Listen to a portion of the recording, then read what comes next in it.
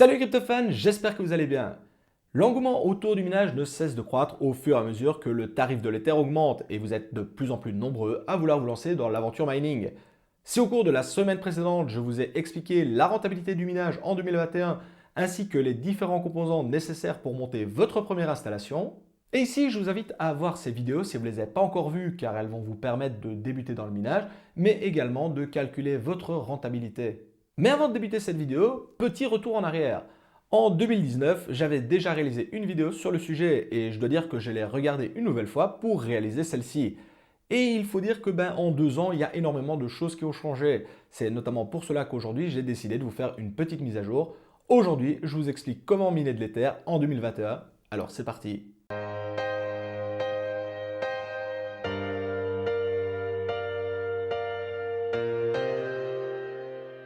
La première chose à déterminer est de savoir si la machine que vous avez sous la main est capable de miner de l'Ether. Car oui, contrairement au Bitcoin, l'Ether ne nécessite pas une machine spécifique pour être miné, et un simple ordinateur ou une configuration gaming peut faire largement le travail. Alors attention, on est bien d'accord, c'est pas avec le PC que vous avez dans votre salon que vous allez concurrencer des fermes de minage avec des milliers de GPU. Cependant, pour apprendre et découvrir les bases, c'est parfait. Bref, la première chose à faire est de déterminer si votre machine, qu'il s'agisse d'un rig de minage ou de votre ordinateur personnel, possède les prérequis pour miner de l'Ether. Et je dois dire que par rapport à ma vidéo de 2019, il y a pas mal de choses qui ont changé, notamment la taille du DAG qui a pas mal augmenté. Pour faire très simple, le DAG c'est un petit fichier propre à l'Ether qui doit être préalablement chargé dans la mémoire de votre carte graphique. Et ici attention, aucun lien avec la mémoire RAM dont est équipé votre ordinateur. Et donc, si la taille du DAG est plus importante que la quantité de VRAM embarquée par votre carte graphique, malheureusement, vous ne pouvez pas miner de l'Ether et il n'y a rien à faire. Et pour les petits malins qui vont venir me parler du zombie mode sur leur carte graphique à 4 Go, je vous rappelle que cette vidéo est avant tout dédiée aux débutants, donc je ne vais pas en parler ici. Au moment du tournage de cette vidéo, la taille du DAG est de 4,03 Go. Il vous faudra donc obligatoirement une carte graphique de plus de 4,03 Go pour miner. Excite donc tous les modèles à 4 Go et bonjour les modèles de 6 Go minimum. Si votre carte est de dernière génération, vous n'avez aucun souci à vous faire et vous pouvez y aller les yeux fermés. Pour connaître la taille du DAG en direct, je vous renvoie vers un site en description. N'hésitez pas à y jeter un coup d'œil car chaque jour le DAG augmente un peu plus. Si vous ne connaissez pas le modèle de carte dont est équipée votre machine, je vous invite à faire un petit tour dans le gestionnaire de périphériques de votre PC. Et dans l'onglet carte graphique, vous devriez avoir toutes les informations nécessaires. Si la quantité de VRAM n'est pas indiquée, faites une recherche Google sur le modèle en question pour connaître ses capacités. Bon, votre matériel a les prérequis pour miner de l'Ether? Alors il est maintenant temps d'entrer dans le vif du sujet. Pour commencer, vous allez avoir besoin d'une adresse de réception compatible Ethereum et pour ce faire, vous allez utiliser un wallet de crypto-monnaie et ici, il y a des centaines de possibilités. Dans la précédente vidéo, j'avais pris l'exemple de MyEtherWallet pour créer un portefeuille Ether et ainsi avoir une adresse de réception valide. Depuis lors, j'ai réalisé une vidéo sur mon top 4 des meilleurs wallets crypto. Et si vous ne l'avez pas vu, je vous invite clairement à y jeter un coup d'œil car premièrement, la vidéo est excellente et en plus, chacun des wallets que je vais présenter vous offre la possibilité de gérer et stocker de l'Ether. Donc pourquoi s'en priver? Pour cette vidéo, je vais donc utiliser le wallet Zelcore pour obtenir une adresse de réception Ethereum, mais j'aurais pu utiliser n'importe quel autre wallet. D'ailleurs, si ce wallet vous intéresse, je vous invite à regarder cette vidéo de présentation que j'ai fait à son sujet pour en apprendre plus sur ce wallet totalement hors du commun.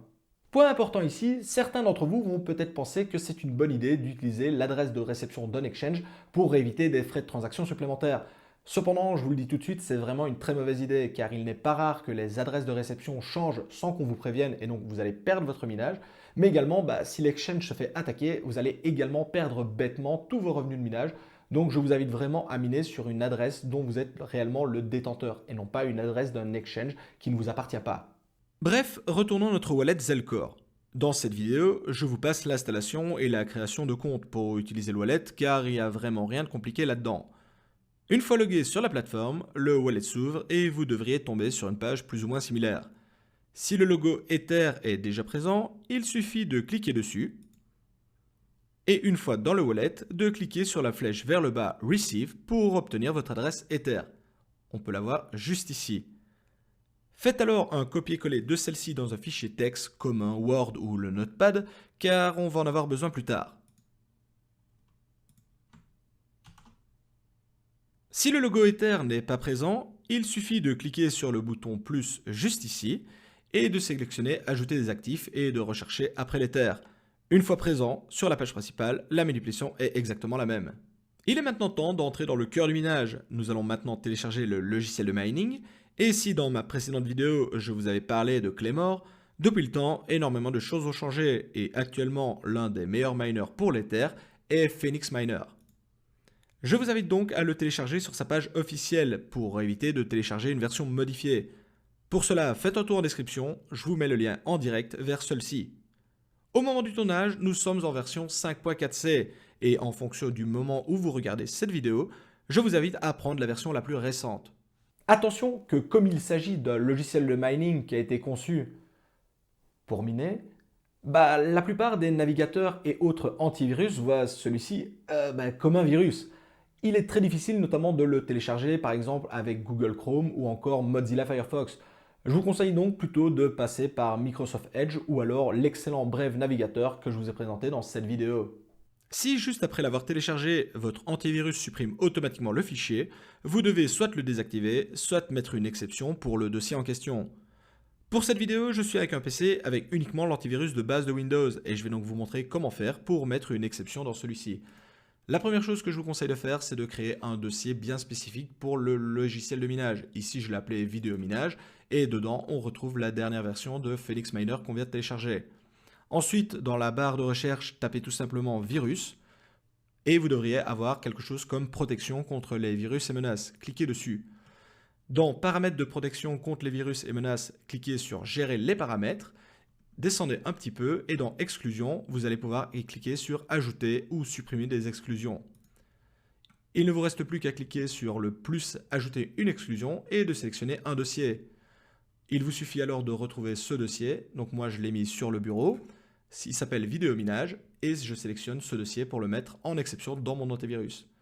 Cliquez tout simplement maintenant sur oui pour que tout soit pris en compte. Et voilà, normalement, votre antivirus ne devrait plus du tout avoir accès sur ce dossier et ne pourrait donc plus le supprimer. Si vous avez un autre antivirus, c'est exactement le même principe, sauf que vous devez passer par le logiciel de votre antivirus directement et non pas par le service de Windows. Je vous rassure, nous y sommes presque. Il est maintenant temps de choisir un pool de minage et voir comment le rejoindre. Petite explication. Un pool de minage, c'est une plateforme qui permet à différents mineurs de mettre leur puissance de minage en commun pour toucher une part plus importante de la récompense. Cette part est partagée de manière proportionnelle à la puissance fournie par les différents mineurs. De nos jours, il est pratiquement impossible de miner de l'Ether seul, sauf si vous possédez votre propre ferme de minage. Et encore, elle a intérêt à être sacrément grosse. Donc un pool de mining est un passage obligé pour la plupart des mineurs. Dans ma précédente vidéo, nous passions par Cruxpool, qui est un pool français et qui est excellent. Mais pour changer un peu, ici je vais utiliser Nanopool, qui est également très bon. Pour voir l'ensemble des pools de minage disponibles pour l'Ether, je vous renvoie une fois encore en description où vous trouverez un site qui les référence toutes. Et si vous ne savez pas comment choisir votre pool de minage, j'ai déjà réalisé une vidéo sur le sujet, vous la retrouverez sur ma chaîne. Bref, sur Nanopool, ce qui nous intéresse se trouve dans l'onglet Connection Setting. Faites un copier-coller de l'adresse de connexion du pool, ainsi que le numéro de port qui lui est associé.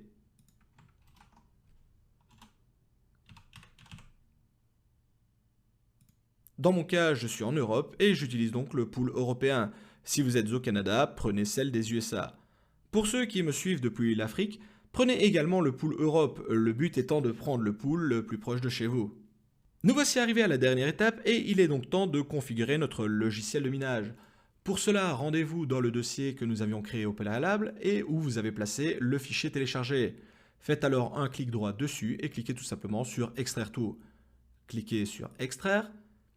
Et vous devriez avoir normalement un nouveau dossier qui devrait apparaître. Il suffit de rentrer dans ce dossier et sur l'onglet Start Miner, faites un bouton de droite et cliquez sur Modifier. Vous allez donc avoir un document type bloc-notes qui va s'ouvrir et je vais vous expliquer les différents points que l'on peut y retrouver parce que c'est là-dessus que vous allez vraiment pouvoir configurer votre machine. Le phoenixminer.exe représente tout simplement le soft de minage que nous utilisons et ici c'est Phoenix Miner. Dans ma précédente vidéo, c'était Claymore et si vous utilisez un autre logiciel, vous aurez le nom de ce logiciel-là. -pool, c'est tout simplement pour renseigner l'adresse du pool sur lequel vous allez miner et ainsi que le port. Donc dans mon cas, on utilisait la pool de chez Nanopool. Il suffit donc de faire un copier-coller et de remplacer par les valeurs que nous avons. Le port est toujours le 9433 dans notre exemple. Ensuite, on retrouve le pool numéro 2. C'est tout simplement un pool de secours au cas où le premier tomberait. Et ça tombe bien parce que chez Nanopool, vous avez deux adresses disponibles. Et il suffit donc de remplacer par celle-ci avec toujours le port qui est identique. Ensuite, derrière le -wall se trouve en fait la chose la plus importante. C'est tout simplement l'adresse sur laquelle vous allez miner. Alors ici, vous devez tout simplement remplacer par votre adresse Ether, et j'insiste bien sur votre adresse Ether. Si vous mettez l'adresse Ether de quelqu'un d'autre, vous allez miner pour cette personne. Donc assurez-vous bien que c'est bien une adresse que vous possédez. Donc dans mon exemple, c'était celle que nous avons obtenue via Zelcore, mais pour d'autres personnes, ça pourrait être celui de MyEtherWallet, Exodus ou autre. Le point rig001 permet de donner un nom à votre machine. Alors là, vous êtes libre de mettre absolument ce que vous voulez. Ça permet d'identifier votre machine par rapport à d'autres. Donc si vous n'avez qu'un seul PC ou un seul rig, vous pouvez l'appeler rig001. Si vous en avez 2, 3, etc., vous pouvez incrémenter. Le bouton pause vous permettra justement d'avoir une pause de la fenêtre si jamais il devait y avoir une erreur qui s'affiche, et de cette façon, vous pourriez voir l'erreur. Et une fois que c'est fait, eh bien, votre fichier, en fait, il est déjà configuré. Il ne vous reste plus qu'à faire fichier enregistrer sous et de donner un nom à ce fichier. Et alors, pour moi, ça n'a pas changé. C'est toujours run, espace ether, puisqu'on va miner de l'ether, sur le pool nanopool, .bat. Et encore une fois, ici, j'insiste bien sur le .bat, parce que si vous ne mettez pas .bat, ça ne fonctionnera pas. Cliquez ensuite sur enregistrer. Vous pouvez fermer cette fenêtre. Et ici, on retrouve donc le dossier, enfin en tout cas le fichier que je viens de créer. Il vous suffit alors tout simplement de double-cliquer dessus et le logiciel de minage va se lancer. Il ne vous reste plus qu'à cliquer ici dans mon cas sur autoriser les accès pour que le soft ait accès à Internet. Et là, c'est parti, le logiciel de minage démarre. Alors, une fois que le logiciel de minage aura démarré, vous allez avoir tout un tas d'informations qui vont s'afficher à l'écran et je vais tenter de vous les expliquer. Dans un premier temps, le logiciel de minage va charger le DAG dans la mémoire RAM de votre carte graphique. C'est pour ça notamment qu'au début, vous allez avoir une puissance de minage égale à 0, le temps que le DAG soit totalement chargé dans la mémoire. Alors ici, dans mon cas, je n'avais qu'une seule carte sur cette machine, donc c'est relativement rapide, mais sachez que si vous avez un rig avec de très nombreuses cartes graphiques, ça peut prendre un petit peu de temps. Ensuite, une fois que le DAG est totalement chargé, vous allez commencer réellement à miner. Alors, on retrouve comme information importante notamment votre vitesse de minage ou votre puissance de minage. Dans mon cas, ici, elle est pratiquement de 35 MHz par seconde. On remarque que j'ai déjà 2 shares qui ont été acceptés et j'ai 0 share invalide ou refusé. Ça fait une dizaine de minutes que je suis en train de miner. Et au niveau des informations concernant la carte graphique, on retrouve notamment, ici, je n'ai qu'une seule carte sur ce PC, donc on a tout simplement GPU 1, une température de 71 degrés, la vitesse des ventilateurs qui est réglée sur 64% et une consommation électrique pour la carte qui serait de 170 watts. Alors j'insiste bien sur cette valeur, elle est purement théorique. Enfin théorique, c'est le soft qui la calcule, cela ne représente en aucun cas la réalité. Et pour connaître réellement ce que vous allez consommer à la prise, je vous conseille bien entendu d'utiliser un wattmètre pour savoir réellement votre consommation. De temps en temps, le soft va vous faire un petit résumé de la session de mining avec notamment des informations sur votre quantité de partage, votre puissance moyenne sur plusieurs heures, etc. etc. Et à partir de là, il n'y a plus grand chose à faire.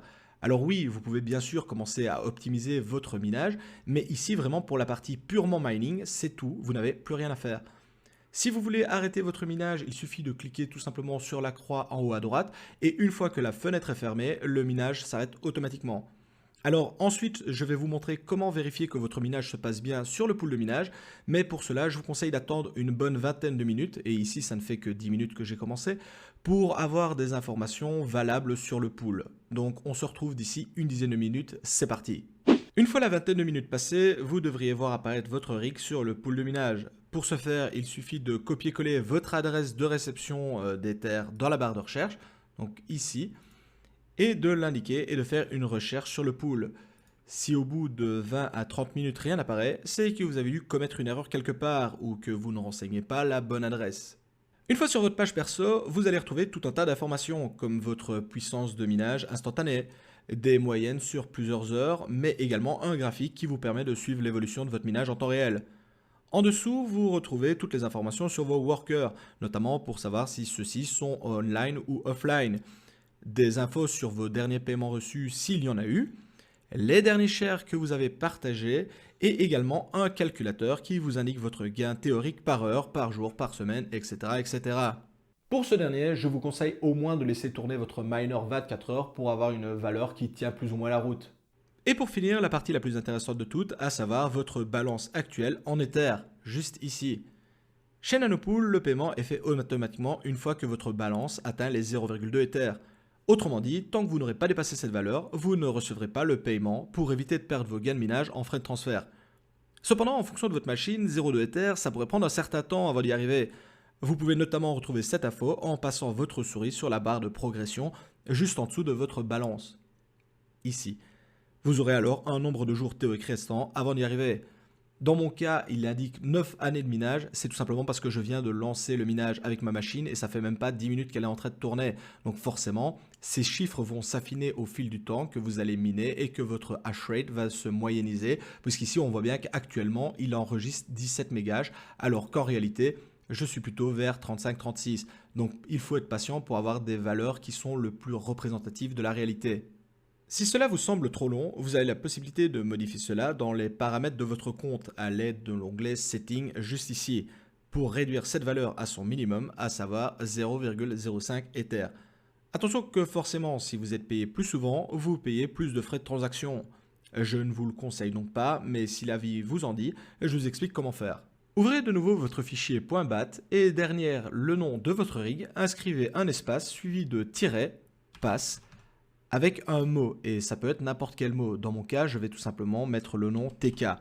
Si vous avez plusieurs mineurs, le mot doit être identique pour l'ensemble des machines pour que cela fonctionne. Il ne vous reste alors plus qu'à faire fichier enregistré et de relancer le minage. Patientez quelques heures et retournez une fois encore sur la page du pool liée à votre adresse. Allez dans l'onglet Settings et dans la case Password, renseignez le mot que vous avez inscrit dans votre fichier BAT. Dans mon cas, c'est TK. Ensuite, dans Minimum Payout, indiquez la valeur que vous souhaitez devoir atteindre avant d'être payé. Et pour finir, cliquez sur Apply Change pour que cela soit pris en compte. Si vous avez suivi toutes ces étapes et que vous n'avez aucun message d'erreur, vous devriez actuellement être en train de miner vos premiers Ethers. Toutes mes félicitations à tous. Mais il est également possible que vous ayez un message d'erreur qui s'inscrive alors en rouge dans le miner. Si c'est le cas, cherchez d'où peut bien venir le problème en faisant une petite recherche sur le net. De manière générale, les erreurs que l'on retrouve le plus souvent sont des erreurs liées à la trop faible capacité de votre carte graphique qui ne peut pas charger le DAG, ou alors le pool qui est en maintenance au moment de votre minage. Je vous conseille alors de choisir un autre pool en attendant. Voici donc qui termine cette vidéo dédiée au minage d'Ethereum. J'espère qu'elle vous aura été utile et vous permettra de faire vos premiers pas dans le monde du minage. Je compte sur vos likes et vos partages pour faire exploser la chaîne parce que pour le moment, c'est totalement la folie, donc merci à tous. Excellent minage, c'était MrTK. Ciao les crypto-fans.